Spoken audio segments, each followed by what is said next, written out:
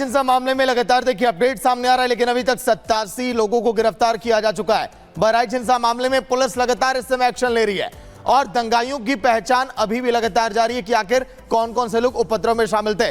26 और आरोपियों को पुलिस ने आज के दिन पकड़ लिया, जिनसे पूछताछ की जा रही है कि आखिर कैसे उन्होंने इस घटना को अंजाम दिया, उनका मकसद क्या था। हिंसा मामले में 87 गिरफ्तार। एक बड़ी खबर नोएडा से, जहां पर 3 साल की बच्ची के साथ डिजिटल रेप की घटना को अंजाम दिया गया। 3 साल की बच्ची के साथ डिजिटल रेप। देश भर में कई इस तरह की घटनाएं सामने आ चुकी हैं। सेक्टर 27 की यह घटना, देखिए किस तरह से लोग वहां पर पहुंच गए और लोग अब न्याय की मांग कर रहे हैं। 3 साल की बच्चे के साथ डिजिटल रेप की घटना। हमें थोड़े दिनों पहले एक प्रिंसिपल की साइड से एक ईमेल आया और हमें कुछ पता नहीं था इसके बारे में। उन्होंने बताया कि किसी बच्ची के साथ सेक्सुअल असॉल्ट हुआ है, जो कि 3 साल की बच्ची है, नर्सरी की बच्ची है। और पूरा केस उन्होंने उसमें नहीं बताया। वो ये बता रहे थे कि पुलिस के साथ हम कोऑपरेट कर रहे हैं। पूरा केस उसमें नहीं था, क्या हुआ कैसे हुआ। नोएडा के स्कूल में भारी आक्रोश देखने को मिल रहा है और इस मामले में 3 आरोपियों की गिरफ्तारी हो चुकी है। लोमस हमारे संवाददाता जुड़ गए हैं। लोमस, क्या है ये खबर? एक मासूम बच्ची के साथ डिजिटल रेप किया जाता है? बिल्कुल प्रियंका, मैं उसी स्कूल में मौजूद हूं। सेक्टर 27 में ये स्कूल मौजूद है और ये कैम्ब्रिज जूनियर स्कूल है, और जहां पर इस तरह की 3 साल की बच्ची के साथ घिनौना हरकत किया जाता है। हालांकि पुलिस ये कह रही है हमने 3 आरोपियों को जरूर पकड़ लिया, लेकिन जो अभिभावक हैं वो परेशान है, हताश। आप देख सकते हैं, मैं अपने कैमरामैन को बोलूंगा कि वो पूरी तस्वीर दिखाएं। यहां देखिए अभिभावक यहां पे जमा हुए हैं, इकट्ठा हुए हैं, और पुलिस वाले भी इकट्ठा हुए हैं और लगातार ही उनके द्वारा कहा जा रहा है कि प्रिंसिपल को बुलाएं, प्रिंसिपल जवाब दे कि इस तरीके से घिनौनी हरकत स्कूल में हो रही है, जहां बच्चों को भविष्य संवारने के लिए भेजा जाता है, लेकिन 3 साल की बच्ची के साथ इस तरीके हरकत किया जाता है। कहीं ना कहीं वो माफ करने लायक नहीं। यहाँ कई अभिभावक हैं, उनसे हम बात करें, क्या हरकत की गई थी? सर, जैसे हम लोगों को, हम बच्ची के दूर के रिश्ते में नाना लगते हैं। जब मुझे 7 तारीख को पता चला पेट में दर्द हुआ, तो उसको बोला कि मैंने फोन पे बोला कि उसको लेके जाओ हॉस्पिटल। तो 8 तारीख को लेके गए हॉस्पिटल। तो अपोलो हॉस्पिटल में मैंने दिखाया, वहाँ क्लियर कट बोला कि बच्ची के प्राइवेट पार्ट के साथ छेड़छाड़ हुआ है, आप पुलिस कंप्लेन करो। लेकिन डरी सहमी हुई थी उनकी मम्मी पापा, हम भी उस दिन नहीं थे। फिर 9 तारीख को मैंने पुलिस में मौखिक रूप से शिकायत दी। 9 तारीख को पुलिस हमारे घर पे ACP साहब, प्रवीण जी, सब लोग आए। उन्होंने उस दिन कहा सारी कार्रवाई होगी। 10 तारीख को हम लोगों को स्कूल पर लेके आए। ACP, senior ACP, SHO sector 20 के सारे लोग थे। सबके सामने में बच्ची ने पहचाना, फोटो में, एक नहीं 3 फोटो में पहचाना। उस दिन बात हुई थी। अब बात ये, ठीक है, पकड़ के इन्होंने भेज दिया, लेकिन उस दिन बात हुई थी 30 दिन का कैमरा का रिकॉर्डिंग देंगे। जब मैंने सीनियर विंग के प्रिंसिपल हैं प्रीति सिरोही, जब मैं इनको बोला मैम जूनियर विंग के प्रिंसिपल को तो बुलाओ, क्लास टीचर को बुलाओ, उन्होंने बच्चों को मना किया था कि नहीं बताना, घर में बताओगे तो मैं तुमको मारूंगी, जिसके डर से बच्ची नहीं बता रही थी। प्रिंसिपल ने कहा था? प्रीति सिरोही ने मुझे बोला था, ऑन कैमरा बोल रहा हूँ, सामने भी बोल सकता हूँ, कोर्ट में भी बोलूंगा। उसके बाद मैंने बोला ठीक है मैम, तब तक पुलिस इधर कार्रवाई कर रही थी। तब मैंने बोला ठीक है मैं मीडिया में दूंगा। मीडिया में देने से क्या होता है, 1-2 दिन आएंगे, बात खत्म हो जाएगी। स्कूल जो मैन ओनर है वो बहुत पढ़े लिखे, कल ठीक है मैम, अब इतना क्या बोलता मैं।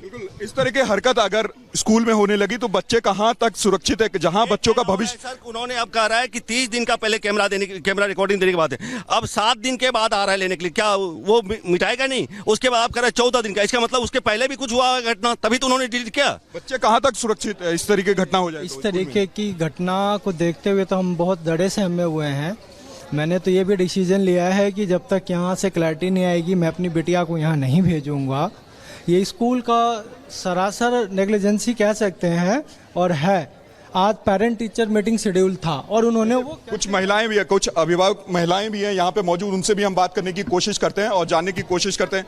मैम अभी आप रिपब्लिक पे लाइव हैं, इस तरह की हरकत लगातार स्कूलों में देखी जा रही है, यहाँ पे भी इस स्कूल में भी हुई है, तो बच्चे कहाँ तक सुरक्षित हैं? हमारा बच्चा बिल्कुल भी सेफ नहीं है और स्पेसिफिक इस स्कूल में तो बिल्कुल भी नहीं है। मैं तो अभी के अभी अपना बच्चा विड्रॉल करने के रेडी हूँ, क्योंकि इनके पास ही जब प्रिंसिपल हमें फेस ही नहीं कर रही है तो बताइए हम किस पे विश्वास करें। इतने पेरेंट्स हैं, बताइए 2-3 घंटे हो गए हमें। मैं खुद कल डिस्चार्ज होकर आई हूँ हॉस्पिटल से और फिर भी यहाँ आई हूँ इसलिए कि मेरा अपना बच्चा कंसर्न नहीं है, मेरा सभी के पेरेंट्स है और इवन बॉय भी गर्ल भी दोनों के लिए सेफ्टी मेजर है। 3 साल की बच्ची के साथ इतना घिनौना हरकत किया जाता है स्कूल में?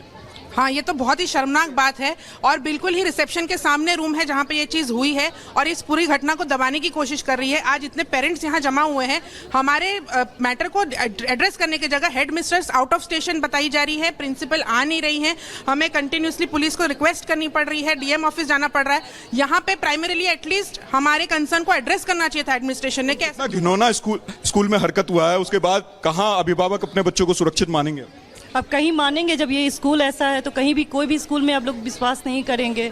अभी तो प्रिंसिपल को आना चाहिए और सब प्रिंसिपल सब पेरेंट्स को उनको फेस करना चाहिए, उन्हें बताना चाहिए। हम एक एक कदम फूक के लेते हैं, हम हर तरह से जब तक कि कंसर्न ये नहीं हो जाते हैं, सेटिस्फाइड नहीं हो जाते कि हाँ ये स्कूल अच्छा है, ये स्कूल इतना पुराना स्कूल है, कभी एक्सपेक्टेड ही नहीं था कि ये इस तरह की काम इस तरह की हरकतें। पुलिस वाले क्या कर रहे हैं? सर, पुलिस वाले पूरा कोऑपरेट कर रहे हैं। उन्होंने एफआईआर भी लॉन्च की है और उस पर वो एक्शंस ले रहे हैं। आज हम अभी डीएम साहब से मिले थे, उन्होंने हमें फुल एश्योरेंस दी है कि इस पे पूरा एक्शन लिया जाएगा और स्कूल्स की मैनेजमेंट को और प्रिंसिपल को आके पेरेंट्स से बात करनी पड़ेगी।